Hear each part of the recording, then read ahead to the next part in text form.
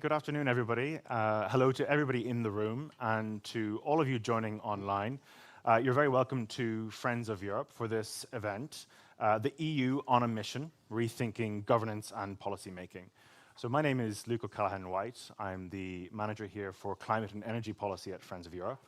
And I'm delighted that you're joining us today for this event, which is in partnership with the SSH Centre, so that's the Social Sciences and Humanities for Climate, Energy and Transport Research Excellence. So the SSH Centre really strengthens and supports the effort to advance social innovation, offer transdisciplinary policy advice, and to improve the nexus between the SSH and STEM research branches, ultimately all with the aim of helping in EU's transition to climate neutrality. And I'm delighted to say that Friends of Europe is a member of the SSH Centre. I'm equally delighted that we have such an august and esteemed panel joining us today.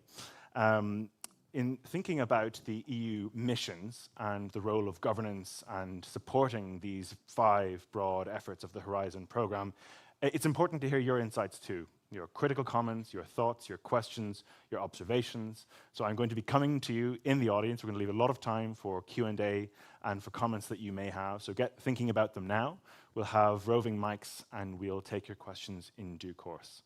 But just to refresh everybody's memory and so we can get on the same page from the outset, the missions really are a novelty of the Horizon Europe R&I programme, and designed with that idea that these complex, cross-cutting social challenges require a coordinated effort across Europe. And I think it's also important to note that the missions are rather unique in their setup in the way in which they place R&I at the core, and out of that, crafting concrete and measurable targets that are then implemented across Europe. So really collaborative governance at different levels, the European, regional, and local. So it's proper to think about the EU missions as an effort in trying to bring the EU closer to Europe and try to improve in the democratic function of the EU. Of course, there are 5 EU missions as of now implemented from 2021. The adaptation to climate change, the cancer, restoring ocean and waters by 2030, 100 climate neutral and smart cities, and a soil deal for Europe. We're not going to be delving into the specific missions in great detail today. We're going to be thinking about the framework, the governance, whether they're working, how to tell if they're working, all these sorts of questions. And I think maybe to start with Elena, firstly, thank you very much for joining on such short notice. We're thinking about the missions as a framework to address some of the largest challenges that we face in society, and climate change is certainly the epoch-defining challenge that we have today. In your opinion, the mission for climate adaptation, is this something we can scale out to approach climate change as a whole, climate action? Can we view it through the prism of a mission approach to deal with such a large challenge as climate change? Well, thank you very much, and welcome to everybody, and also nice afternoon to all online participants that I cannot see. Well, first of all, to say climate change remains a societal challenge of humankind, and despite the climate mitigation being the top priority, we are already witnessing a lot of disasters around Europe. So the impacts are there.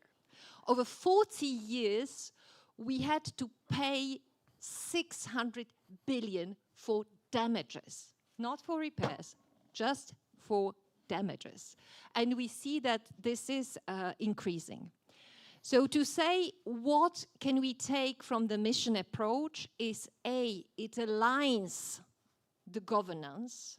It should really work as a one-mind body when it comes to the national, regional, and European level at the end. It helps also to align the very scarce budgets, as we know, and they will be even smaller in the future. So the de-risking and the co-benefits that should be part of the mission approach is there. For the adaptation mission, we go to where citizens are. Mission adaptation or impacts happen in your village, in your city. So the solution will happen in your village and in your city. And seeing in square meals already the tractors from the farmers, that, as we know, are omnipresent nowadays on our highways, etc., it is important that we can show that a policy, that when it intervenes to the harm or to where, citizens seem affected. So be it on critical infrastructure, on health, anti-flooding, but also, let's say, on topics like insurance. Can I protect my house against the tail risks? What can we scale up? I think we definitely can scale up the sort of transformative approach for adaptation. So far, it has been very much public service or public good. Nobody cared about adaptation, but because somebody would do it in his or her stead. Climate mitigation became already a sort of business case. For climate adaptation, it is for somebody else to build the dike. It's for somebody else to devise the anti-heat waves plan.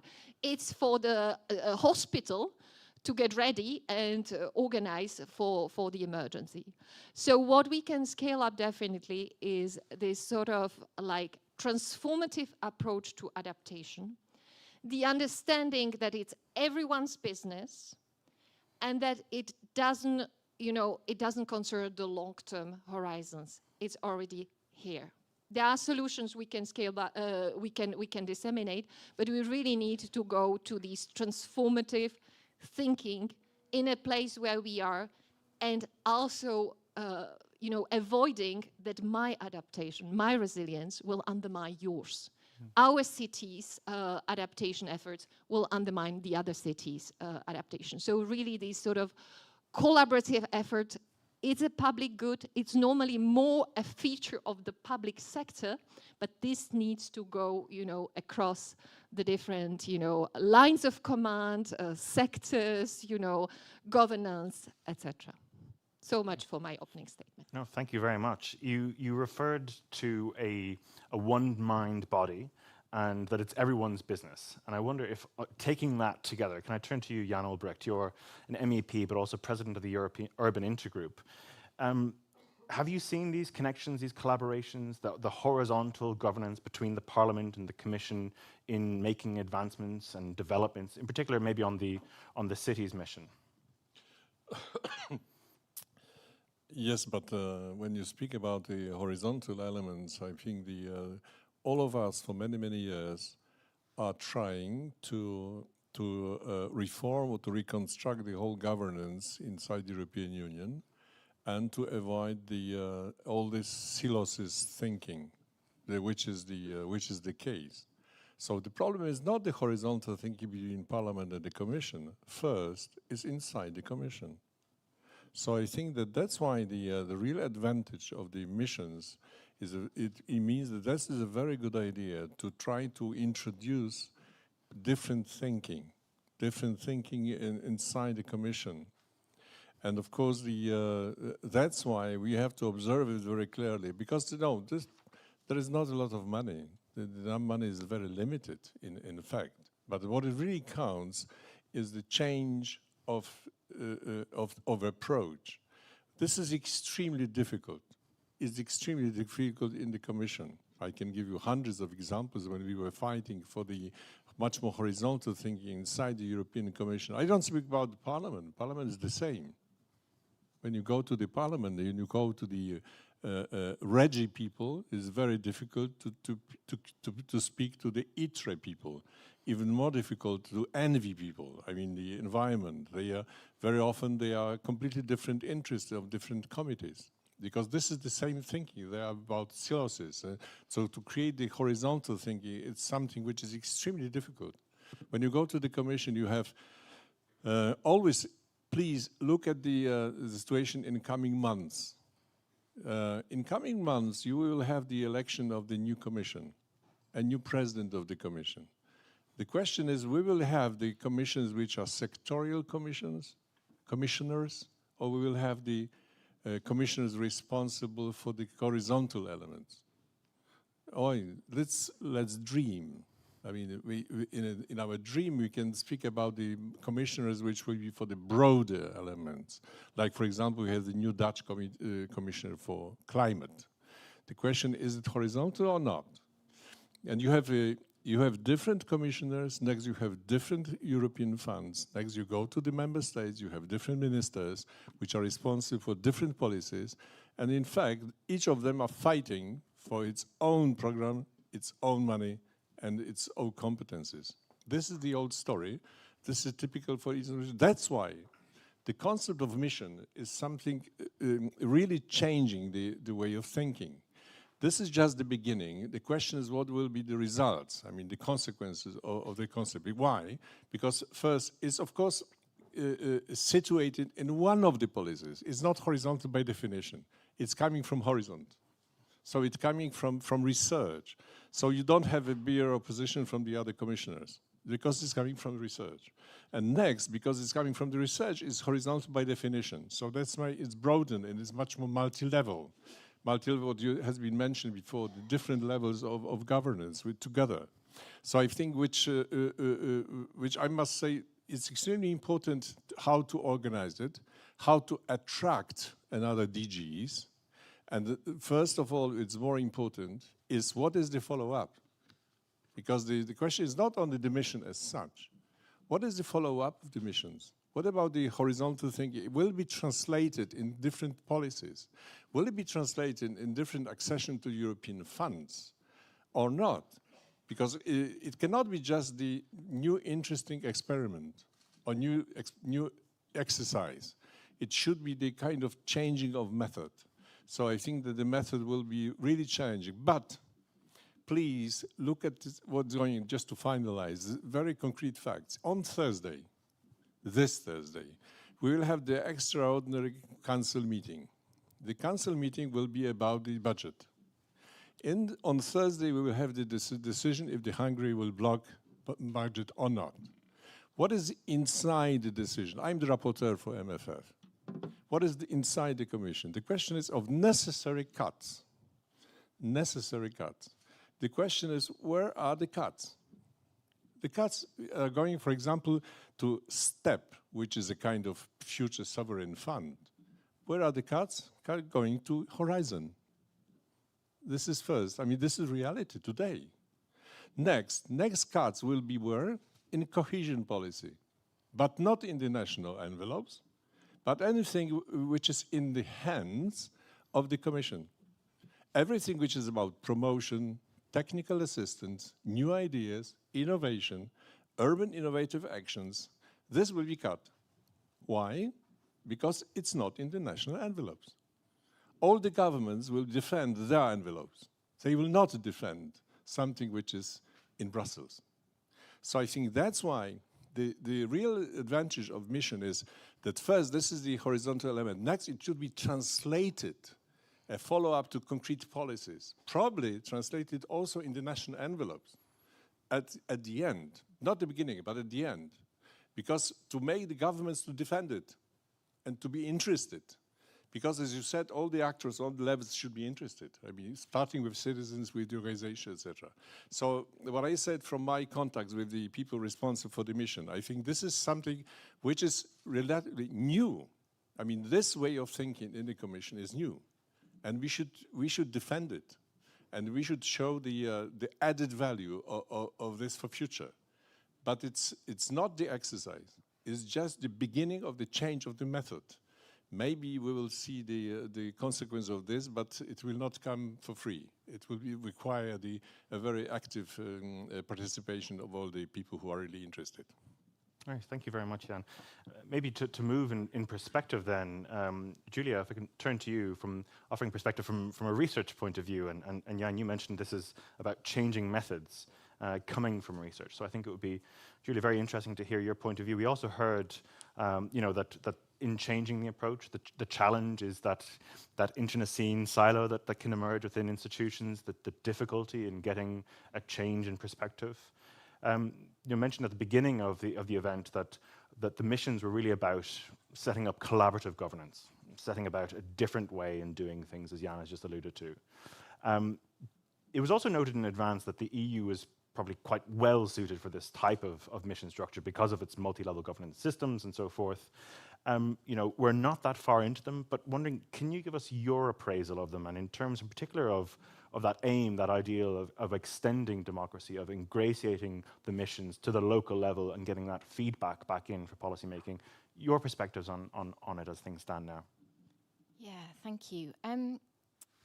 So I think it's really interesting to think about this, because on first look, when you look at the missions and the fact that they are taking things down to the local level and they're engaging with citizens, and there is a specific focus in there on increasing democracy and citizen engagement. So looking at tools, methods, ways of engaging with citizens, and as Elena mentioned, taking these conversations, discussions, decision-making down to the citizens who are affected by, for example, climate change and what's happening in their area, which that's great.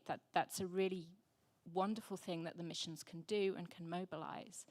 I think, though, that we have to be quite careful within this, in that when we look at a multi-level governance system, there are multiple spaces in there for participation and for extending democracy. So when we go down to a local level and we engage with citizens and we have these kinds of collaborative conversations, we're really talking about implementation. What are the innovations? What are the technologies that we can put in place to change what is happening in that area? But we're perhaps overlooking some of the agenda setting kinds of questions that happen at higher levels of governance. And what we know in the European Union is that there are tensions around engaging citizens at those higher levels, at that agenda setting, be that through lack of turnout in European elections, a shift to populism, questions like Brexit, of people feeling disconnected from those decision-making levels that are happening above them. And I don't think that by focusing on the local level through the missions, we can really undo the processes that are driving that lack of engagement at the EU level. So yes, it's good that we're taking it to citizens and we're involving them in decision-making, but there's also a risk that we're going to burden them with, okay, implement these decisions that actually you've not felt that you've had a say or been part of at higher levels. And I think if we're using the missions as a vehicle to increase democracy, increase engagement, increase collaboration, they need to be backed up with some broader thinking as well about what we mean by democracy within this multi-level governance system and how we bring people on board with that, not only at the point that they get to implement those changes, but at other levels through that collaborative multi-level governance system as well.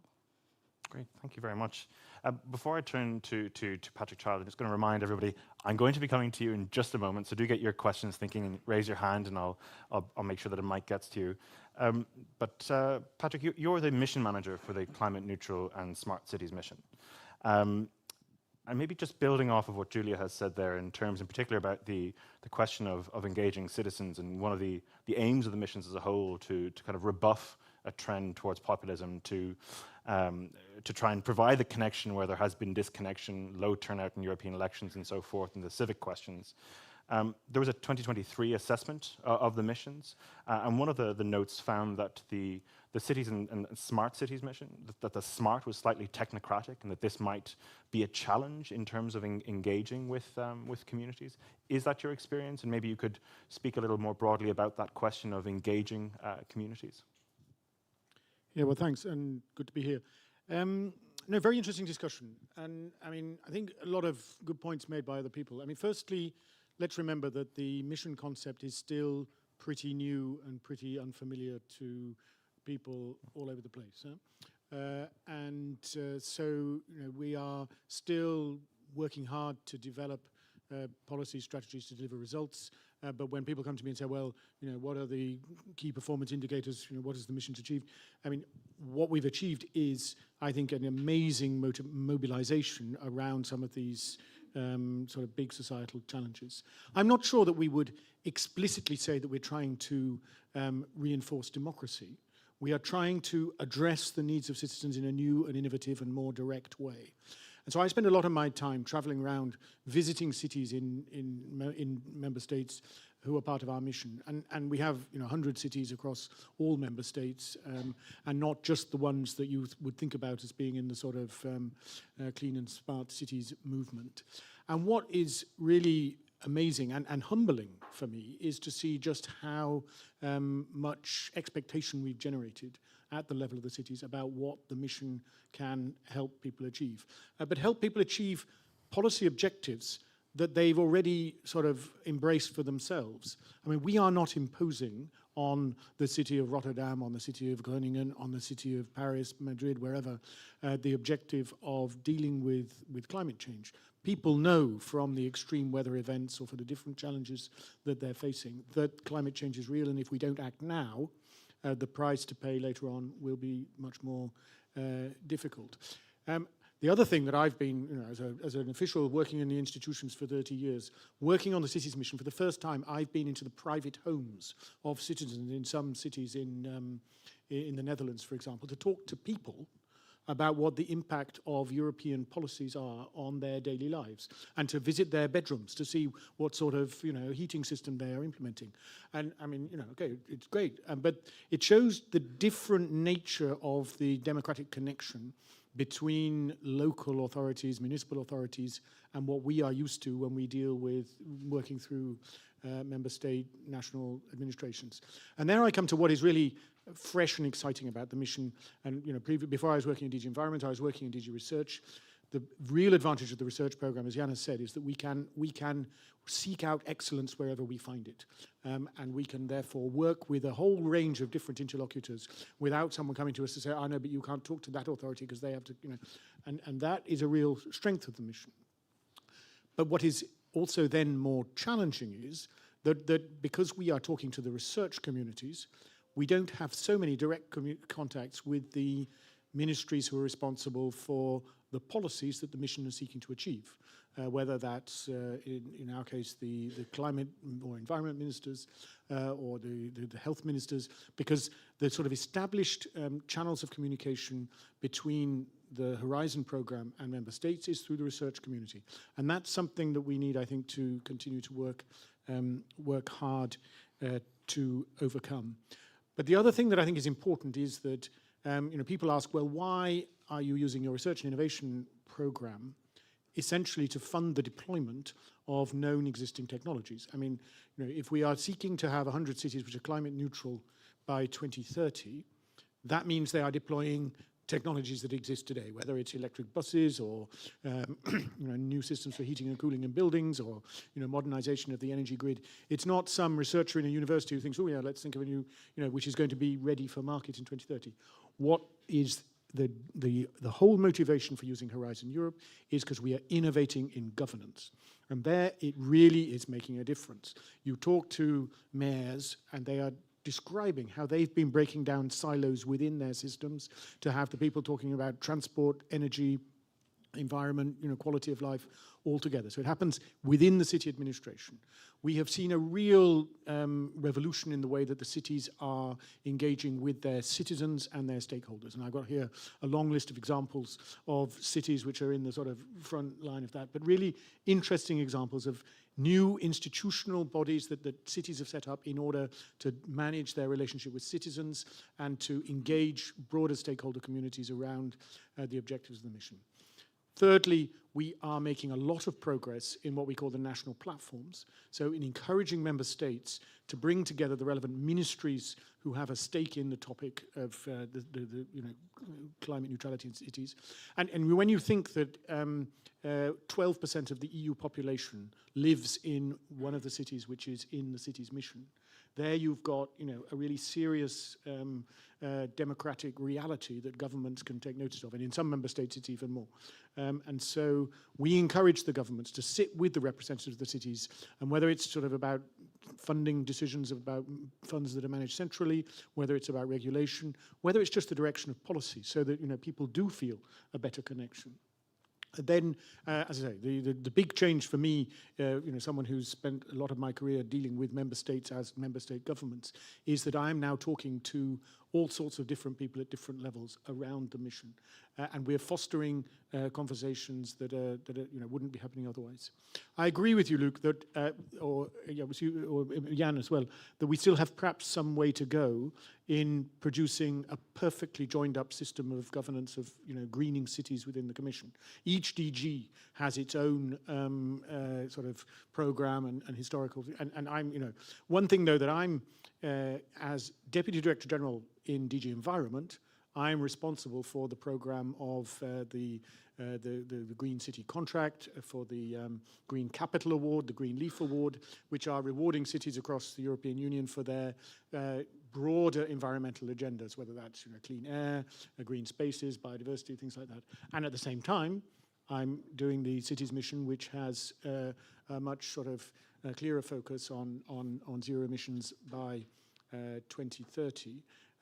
But when we talk to the cities, they don't make that segregation. They have an environment policy which is about climate adaptation, about climate mitigation, and it's about how making their cities are more sort of pleasant, agreeable, and rewarding for their citizens. And it's that sort of joined up thinking which I think we need further to promote. So I'm very optimistic about the concept of missions. We will see what the next Commission will bring. I do not expect personally a radical overhaul of the sort of system where individual commissioners have departments working to them. But if we can use the concept of the mission to promote more joined-up thinking, I think it'll do us a lot of good, and it'll do the policies we're trying to achieve. I deviated a little bit from your question, which was how do we deal with the slightly technocratic dimension of the smart cities? And there, I think it's a bit of a false question. We know that the deployment of all the new technologies that we need to become climate neutral, and indeed to advance in our societies more generally, increasingly depend unavoidably on digital solutions. And I think if we have a sort of challenge in the EU system, we tend to sort of think about the digital agenda as somehow separate from the rest of what we're doing, whereas actually that's not the case. We will not achieve all the policy objectives that we have without digital solutions. So, I'm responsible for clean water in the European Union. I mean, a big responsibility, but we know that with new digital monitoring and measuring techniques, satellite observations, we have a much more powerful way of gathering data, and then with the increasing computing resources, ways of translating that into meaningful conclusions for policymakers. And that is just one example of many. So I think that what we need to do with the smart is to make it sort of clearly part of the agenda. And there are many, many examples of how city administrations, for example, are using app-based systems to let people interact directly with the decision makers in the ministry, the municipal administration, and I think that's a trend that is unstoppable. That's a positive note to conclude on. Of course. So now it's over to you. You've heard from our four speakers. So do raise your hand, and we'll get a mic to you. See this person first. Come to you. So a microphone first. Yeah. If you wouldn't mind introducing yourself as well, please. Yeah, Louis Meuleman. I'm, among others, Vice Chair of the United Nations Committee of Experts on Public Administration, which is a body that advises on governance for the Sustainable Development Goals. I wanted to pick up where Patrick talked about governance innovations, but my question is for Elena. You talked about climate as a crisis, and that's absolutely important and true. But a crisis requires crisis management and a certain fast type of response. But isn't it the case that climate change is maybe a triple problem? It's a crisis, but it's also a complex, a wicked problem, which requires slow solutions, a lot of small solutions. And parts of climate change is also a simple problem, or maybe complicated, but that requires different solutions again. So isn't it, or the question is in the mission approach for climate change, is there thinking about how to balance the three different responses to the crisis problem, the wicked problem, and to the simple problems? Because we know, and that's my last sentence, we know that from the COVID crisis that crisis management can become so dominant that it drives out the money and the attention for wicked problems, for complexity. And that is a risk. So I hope that the mission approach leaves room for this diversified approach to governance and not only focusing on the crisis dimension, which is maybe where the political attention is and where the money is, but that's not enough. Thank you. So Elena, do you want to take that one first? Absolutely. When I did my first aid course, we had a sort of real-life example where people started screaming, they had, a fork in their head, etc. And there were people who were not screaming at all. And what we did, we went after people who were screaming because we thought these are the people in need of help. Nevertheless, in first aid, everybody will tell you, go and check on those that are silent, because these ones may be the ones most in need. So it is very difficult to do a proper crisis management, that you really pay attention to the issues that you have to. But this is just to reassure, for me, complex doesn't mean complicated. We all have in our competency skill set in the Commission the need for integrating a lot of information and for system thinking. And so when we look at it from the perspective of the mission, we have indeed prepared some sort of pyramidal approach as to how we will approach, let's say, the simple issues, which are not, that simple. It means that the country or the region even doesn't have a sense of what the risks are out there. Then second, if the country or the region knows what the risks are, then to have a good plan. I know we are always mocked in Brussels to be, obsessed by planning. This is an ancient Roman art. Without a plan, you can't go forward. So it's not a Brussels obsession. Everybody should have a plan. And finally, for those that are really already at the capacity of having a proper plan and having the risks assessed, they can go into the rollout, testing, experimenting, etc. So this is really very much acknowledged. Now on the crisis management, on the risks, we work now with the European Environment Agency on what we call the first ever European climate risk assessment. Because mind you, many member states or many local authorities are not aware of the risks that are out there to the society, to health, to nature, etc. We have the IPCC report that for Europe covers 4 key risks. In the European climate risk assessment, we are looking at almost 40 risks. We look at them in the time horizon perspective, but also in the policy perspective. Are we ready at the union level to actually somehow be ready for this risk, yes or no? And as the basis, a certain prioritization will help. It's a public good. We consider this again as a public good, because on the basis of the union civil protection mechanism where member states have to prepare the disaster risk management strategies and overview of risk, we have realized that the climate risk is often, it just one risk on top of something else. Nevertheless, what this European climate risk assessment looks at, okay, fine, there's one risk, there's another risk, etc. It all looks manageable.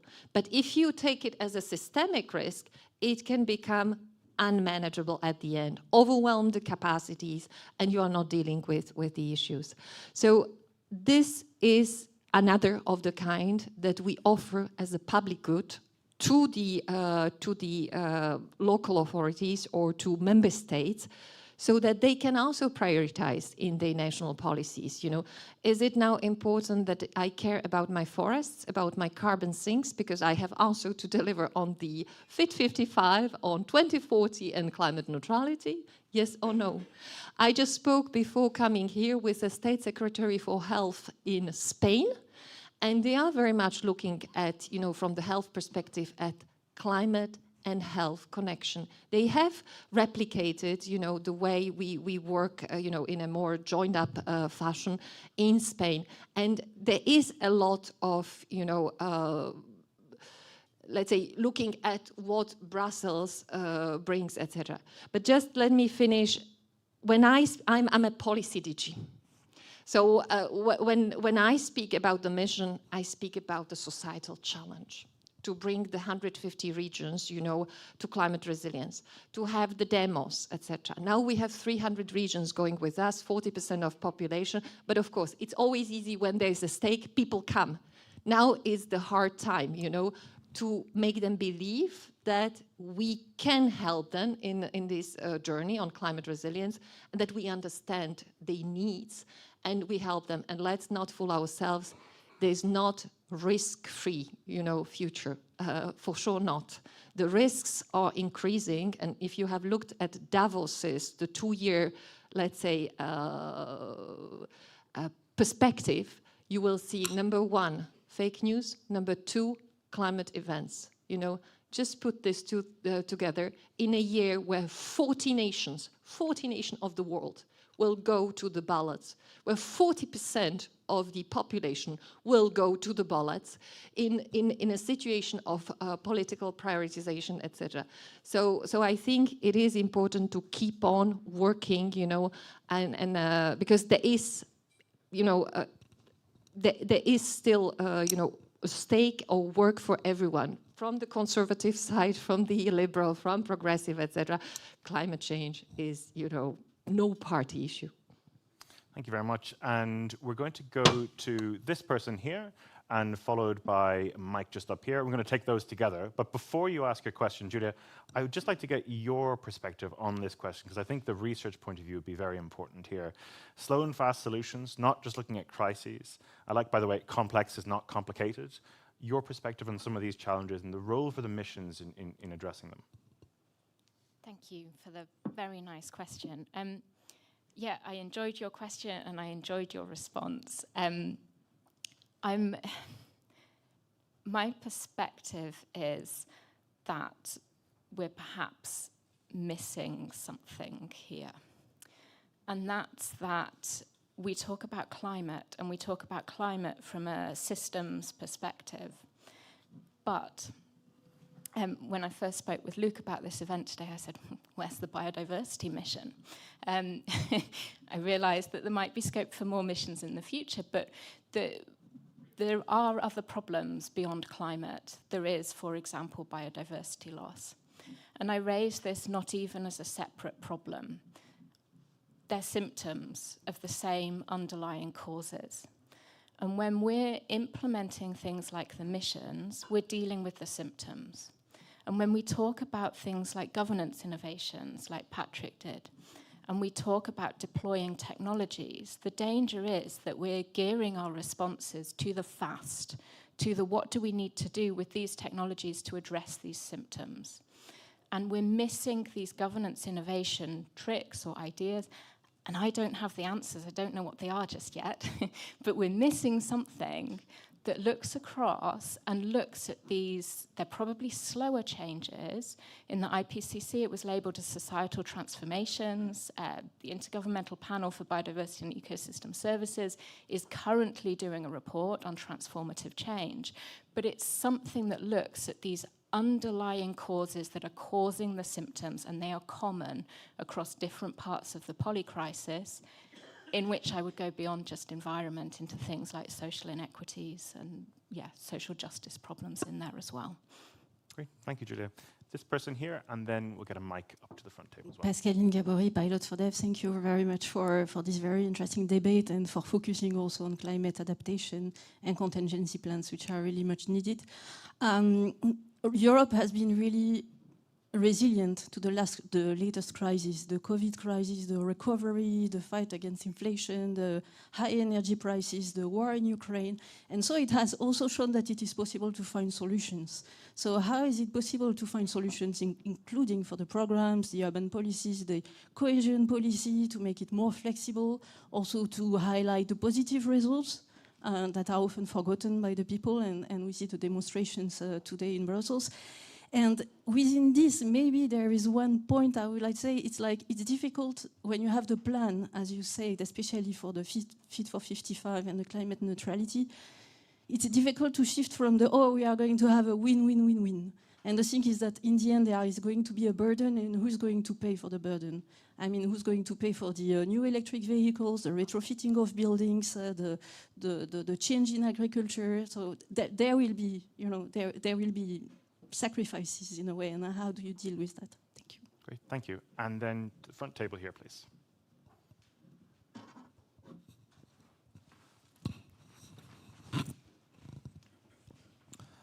Thank you. Chris Folds, Anglo-Ruskin University, Cambridge, and yeah, member of SSH Centre 2. Thanks so much for the interesting discussion so far. I was interested in the panel's reflections on a tension that I wonder if it exists, and if you think it does, what space within the missions policy landscape there is for reflections on such a thing. So as I understand it, within the missions policies, I mean, it's, I've sort of noted some quotes down from, I remember when I read the implementation plans. They're funneling resources, mobilizing resources was one that was mentioned, a moonshot, a means of scaling up. So there's urgency, there's action now, you know, the 100 cities, but actually that is only a stepping stone to making all cities climate neutral. So it's all about scaling up and trying to get big change fast. And then on the other side, as per this rethinking governance within the title, there's talk about experimental governance. And so there's also quotes in there around relabeling them living labs, pilots, test beds, demonstrators, experiments, these sorts of things. And for me, I wonder if there's a tension between the two, because as I see it, the actual mission implementation is from step 0 being asked to identify success factors. How can it scale up? What comes next? But what happens if this true experiment is a failure and they're realizing citizens don't like this? There's huge unintended consequences. There are these systemic links that you've already identified that ripple away in all sorts of directions that we're not seeing. So it comes back to this fast, slow point, but it just feels like there's a tension there around scaling up and trying to assume that the pilots are going to work before they've actually been officially tested. I'm intentionally being a bit provocative, but what are the panel's thoughts on such a thing? I wonder if it has a danger of sort of having less experimental forms of governance even, and if there isn't time for reflection on such things because it's go, go, go. So yeah, interested in such thoughts. Great, thanks both. And just to flag for other people in the audience, we have around 16 minutes left. We're going to finish at 2 o'clock, no later, so I can guarantee you all of a speedy exit to where you need to go. Can I turn, Jan Albrecht, to you first? Maybe thinking of both of those questions. Europe has been resilient in the face of a number of crises before, but in terms of answering the question of who pays for the burdens, how do we deal with the inevitable sacrifices that are part and parcel of these transformations that we're aiming to see materialize? And if you'd like to also maybe take a go at the second one, is there really a tension in the framework as a whole that on the one hand there are expectations of success and what happens next, yet Patrick also mentioned they're quite a young endeavor and they're experimental. Is there a tension in some of the formulations about return on investment and what we can expect there? So 2 questions, they're related to some extent. How do we address that question of burden and who pays for the sacrifices? And secondly, moreover, is there a tension in how we're looking at this? Yes, of course. The when you ask the not the researcher but the politician, I'm a politician. I used to be the teacher at university. It was a wonderful time. I made research on sociology. It was interesting because I was analyzing the processes. Now I have to take responsibility for decision. This is a little bit different. So I think that. I think that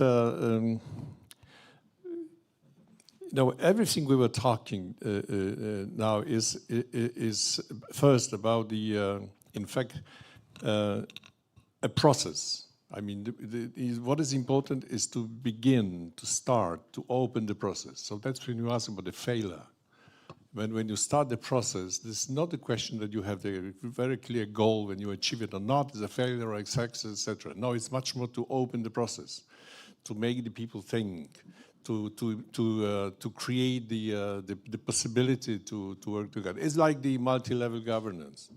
When you talk to many politicians, local, regional, etc., they translate multi-level governance just into subsidiarity. It means that everybody has its own competences and defending its own competences. Whereas the multi-level governance is completely different. Multi-level governance is to work together.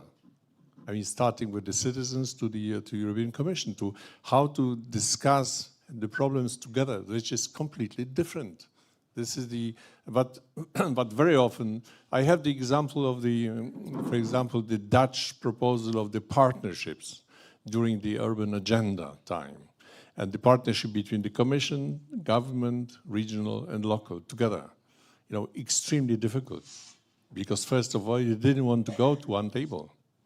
Next, to try to talk to each other and to understand each other. So I think that it's mainly for us the opening the process and to start thinking about the problem of horizontal thinking. I just want to give you another example. Is recently I've got the proposal of at least 3 different organizations which proposes a special commissioner for something, special commissioner for urban issues, special commissioner for the housing, and special commissioner for something. This is from the last days.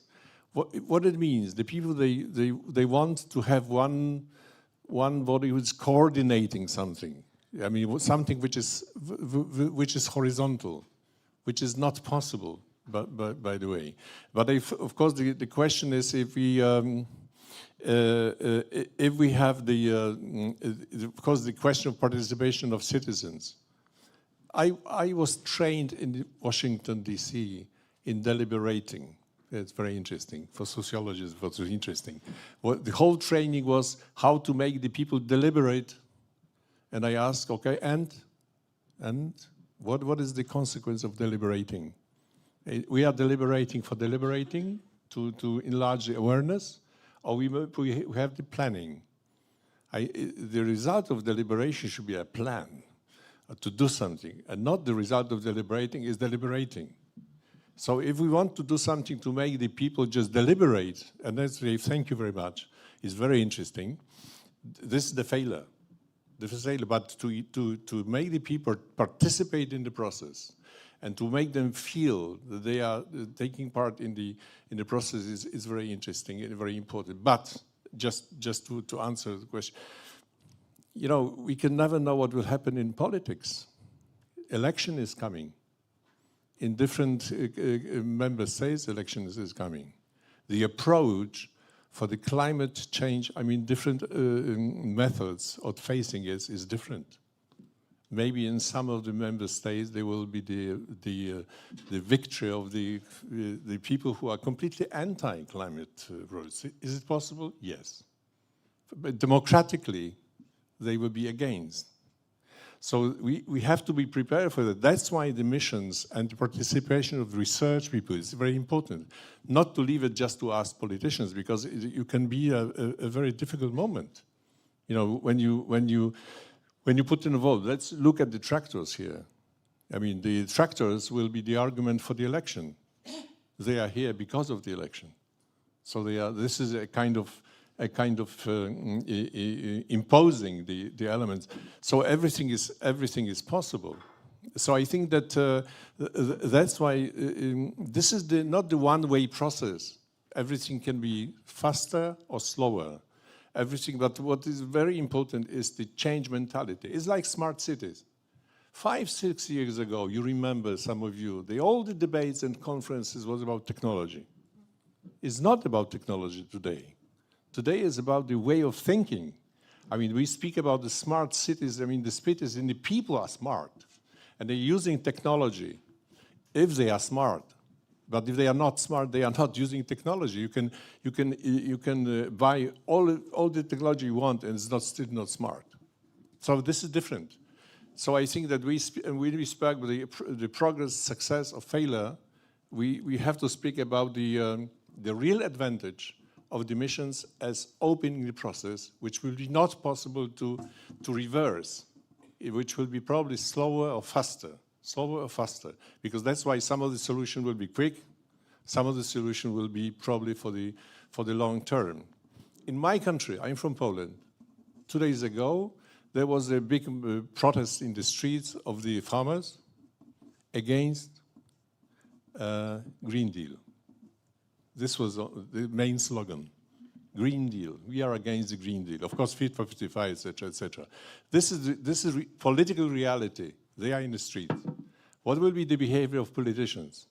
The politicians will have to take into account and try to find a compromise and way of course, etc., etc. So I think that that's why the missions as horizontal thinking are extremely important. And this is not the most popular thing inside the European Commission, to be very frank. That's why it should be supported by the people from outside, by the actors, researchers, NGOs, etc. This is the way it should work. Maybe the result will be not very quick, but I think it's very important. Thank you. And I wonder, Patrick, if I can turn to you both, just leading off of what Jan has said there and the two questions that we received. You know, we're living in a political reality. There are tons of tractors who have been here overnight and they're going to be here for some time. And thinking about that question, that this is a transition is not going to be certainly straightforward, and there are going to be costs associated with it.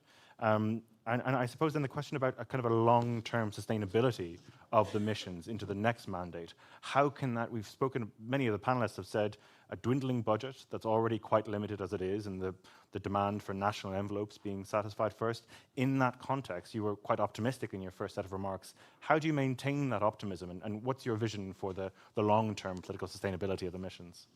Yeah, well, quite a lot packed into those questions. I mean, let me say a few maybe quite radical things. I mean, firstly, I don't think there is a shortage of money in the European system to meet the challenges of climate change at the moment. What there is a shortage of clear, mature projects to be funded. So one of the things we're really trying hard to do in the mission is to support cities in developing not just their action plan of all the things they need to do to achieve climate neutrality, but to develop really clear and explicit ideas about how those things could be paid for.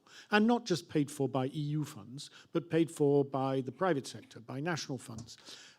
Because what we see is that when projects reach maturity, and I agree with Eleanor, there is a distinction between climate mitigation where the business case is clearer than climate adaptation, then the investors step in. And there has never been more money sloshing around in the European system for investments of these types at the moment. And you see the sort of rather ugly tug of war between the Recovery and Resilience Facility and the traditional structural funds about who can mop up the mature projects. And so, you know, I think that's something that we are really bringing through the mission, is the sort of support for the cities to develop their ideas to a point where they become genuinely financeable operational projects. But it's not that there's a shortage of money, it's a shortage of mature projects. Secondly, on the question about, you know, the sort of tensions between the sort of many flowers bloom approach to the the experimentation and the very, very demanding timeline for the mission. I don't think the tension is quite, I don't see it like that at all. I mean, the many flowers bloom concept, I mean, it's a British thing, sorry. But I mean, the idea that you let a lot of ideas flourish and the ones that succeed float to the top, and then they're picked up by other people, and then they are scaled up and multiplied. And as long as we're not too prescriptive when it comes to the European blueprint, and that we're not very good at accepting other people's ideas. And I think we need to be a bit more open and not prescriptive, pragmatic, to see success where it is, and then pick it up and support it. And that is what we do a lot in the mission. And we provide the platform for the successful cities who've got a good idea here. I mean, The Hague doing local geothermal energy to make district heating because they've got a technological advance there. That probably would apply in 50 other cities. And the fact that the cities talk to each other through the mission, and not just the cities in the mission, but all the other cities in the European Union who have shared climate agendas, that really is the dynamic that we're seeing. And so if some of those ideas don't flourish, if some things don't work, well, they won't. And then other ideas will come along. But creating a sort of moment of opportunity for all these ideas to develop and flourish, and then for the successful ones to be picked up, funded, and implemented in order to achieve the objectives. And then the final point about, do we need a mission for biodiversity and a mission for road safety and a mission for, anything else we can think of? Just sticking with the environment, we know that the climate challenge will not be met unless we deal simultaneously with climate, pollution, and biodiversity, nature. And that the three things are fitting together. And there again, it's where me sitting in DG Environment but doing the cities mission is quite a unique opportunity. But seeing that also then from the dimension of the citizens, what are we doing with climate? We're telling people you can't drive your private car into the office anymore, you have to take a bus or your bicycle. Okay, so you have to drive less quickly on the motorway. Very unpopular policy. But at the same time, if you can say, but we are at the same time creating new green spaces, we are making cleaner air so your children live longer. We are making sure that you have clean water to drink safely all the way through the year, and you join up that agenda, then you've got something that is part of a more attractive proposition than just some of the very radical societal and behavioral changes that an exclusive focus on reducing emissions would lead us to. Anyway, sorry, we can end up discussing all afternoon, but not at all. No, there's a huge amount to discuss, but we're against time at the moment. I wonder, Elena and Julia, some maybe final comments on your end. So start with you, Elena. Thank you very much. I would still like to return to the questions that were raised. Indeed, I take it from the project management perspective. I'm a project manager, if you wish, when it comes to the mission. And indeed, I'm with you when you say, there may be this tension between being, experimenting and trying, failing, etc., and the go, go, go that we hear from all the sides and from the Commission inside too. I have never seen an initiative that is being evaluated, a couple of months after it has been launched. I've never seen such a call for key performance indicators, while we should be really having this conversation that Patrick had, in private homes or in conferences halls or wherever it is. So for me, yes, there is this sort of capacity issue that is out there, but again, it's about making choices, doing a balancing act. We do a lot of these labs also in the Commission, so it's a working method that does work, and you can at least open up around a scenario exploration. You can open up a little bit the perspectives for the future. We have tested with our management a scenario exploration tool up to 2080 with the different risks, and I can tell you one important insight. People had to give actions. They were remunerated on the actions, and they had to, have a conversation. Did we act on these risks, yes or no? And everybody, when they saw how the bad scenario has developed up to 2080, said, oh my God, if only I would have acted in the 2030 perspective, where I still could. So you have means to experiment, to raise awareness, to trigger urgency, while at the same time do the go, go, go.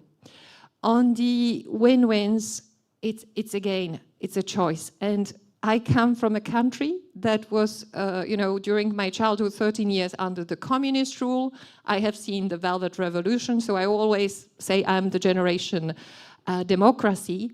But at the same time, I have seen the hardship in the 90s for my family. I have seen the economic conditions changing. And this was all about a choice. There were political, economic choices that were made. And I think we cannot lie to ourselves, and we cannot also lie to citizens, that there are choices that have to be made. And what is important, that they are being part of these, decision-taking on the choices to be made. I'm not at all afraid of the farmers, because climate change does impact their livelihood already today. The strategic dialogue that kicked last week under Professor Strohscheiner clearly shows that they see the impacts, and they see they will have to change practices, seek help, do much more of risk management, etc. So no, I'm not afraid of that. I'm a bit afraid that they don't identified the right, problem. It's not in the Green Deal, it's somewhere else. But just to finish on the subsidiarity versus multi-level governance. As a lawyer, you could write books about subsidiarity. And the missions are very powerful in, just ignoring, disregarding, you name it, but they can go to the local level without, this complex thinking of, oh, these are the competencies, these are the boxes maybe of the national government, etc. And you can experiment, innovate, and bring solutions that one day will become part of policies and hopefully also national policies. Thank you very much. Julia, you have the final word. Thank you. So I think I've got a lot to think about from hearing you all speak today, and the thing that I would add into that perspective, and not to disagree with anyone really, but to add to that, is that if we're talking about the EU on a mission and rethinking governance and policy making, it's a caution that through the missions there is a small concern that I have that actually it becomes about project-based governance, like picking up the big project, climate as a project.